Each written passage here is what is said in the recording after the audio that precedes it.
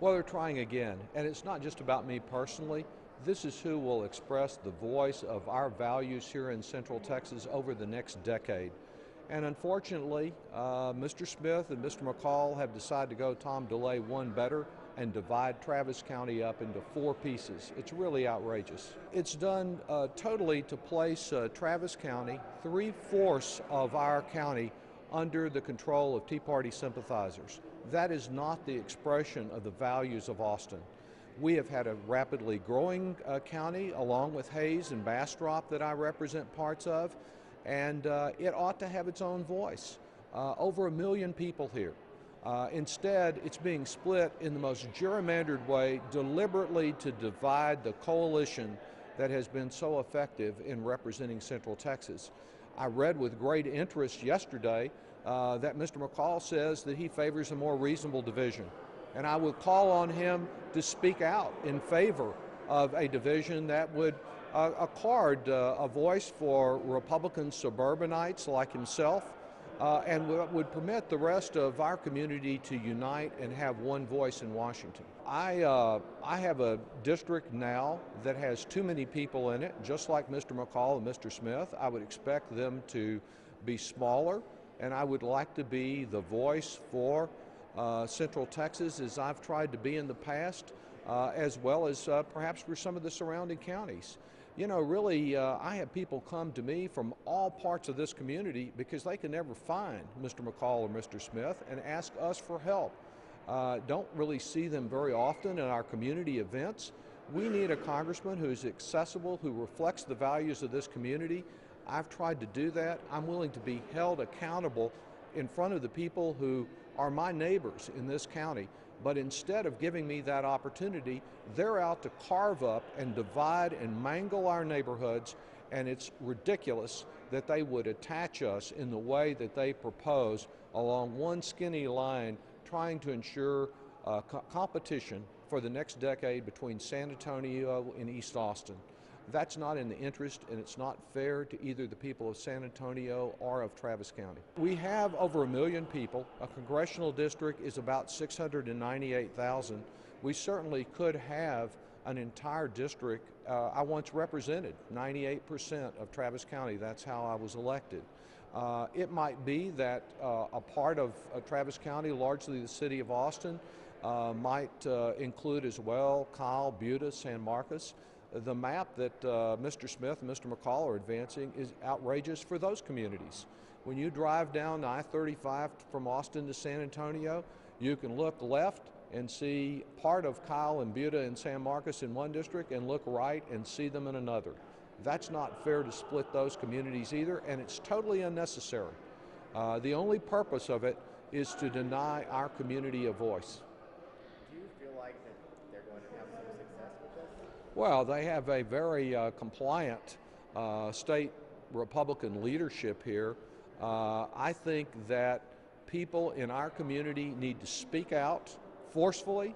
Then we need to stand ready to challenge this in court, which we did successfully in 2006. And then I plan to be ready to do battle at the polls wherever those lines end up being.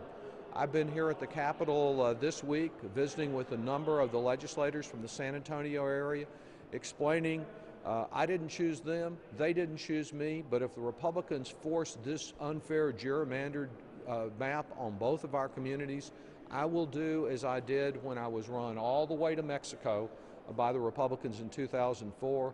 I will be out vigorously representing the values that I think people care about in our area. Absolutely, they are targeting Austin is what they're really doing. They don't want the values that we hold so dear here, the respect for diversity, the tolerance that is at the heart of our community, the values of bringing together diverse people and having them reflected in Washington. They don't want those values expressed there. They are part of the group that thinks any student financial assistance, any Head Start is welfare and that it ought to be reduced. We just have a different perspective, and theirs is entitled to be represented, but they want a monopoly for this kind of extreme Republican view on 3/4 of Travis County, and I don't believe the people of our area want that to happen, and I hope they will speak out forcefully to say they want Austin values, not Tea Party values, reflected from our community. The Tea Party has plenty of representatives from the rest of the state. We have something special here in Travis County that needs to be reflected there also.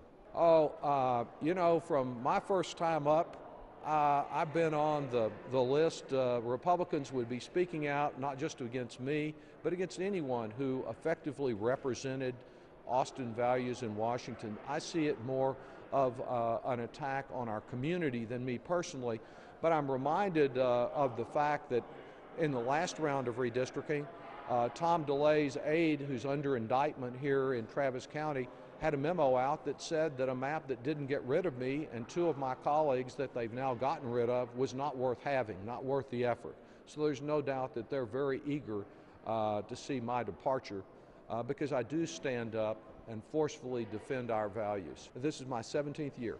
In Travis County, I've been fortunate to have the confidence of my neighbors, and I work hard to merit it and will continue to do so. I know they'll understand if I have to devote some of my time to San Antonio if this outrageous plan to split up our community, divide and conquer it by the Tea Party is successful.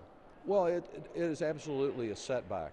I have worked so hard to try to get the resources to our local schools to prevent school closures and to avoid teacher terminations.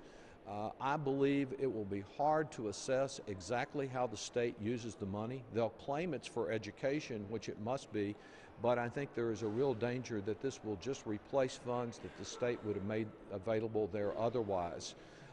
The reason for requiring this provision was to ensure that federal aid to education actually aids our schools. I knew that the moment a Republican majority was elected in the United States House, our chances of maintaining the amendment were greatly reduced. It is a setback, but it is also, again, a call to action that all of the parents and teachers that are out there concerned about the way this legislature has been undermining our commitment to public education in Texas, that they need to be out demanding that every dollar of this federal aid go to improve our schools, not just to make up for Governor Perry's mismanaged state budget. Well, that's my hope, and there's no doubt it will be used only for education. The question is whether or not it will be used to replace state education dollars, and they can then in turn be used for something else. So I would say that if the money is used to add to and improve the gap that our local schools face, then it satisfies the purposes that I had, and the Save Our Schools Amendment will have accomplished its objective. If it is diverted elsewhere, it will justify the concerns that so many in the education community who asked for this amendment, the concerns that they expressed. Well, the governor has chosen to attack me personally throughout this instead of attacking the amendment because he can't explain why he needs this federal bailout and why he continues to support diversion of federal education dollars for purposes other than education. I just view it as so much politics. If he had any meritorious argument to raise against the Save Our Schools Amendment, he would have made it. He never made a meritorious argument, and that's why he chose to attack me. It's just part of the work you have to do if you believe in public education. I think the governor's record would be something that everybody could understand.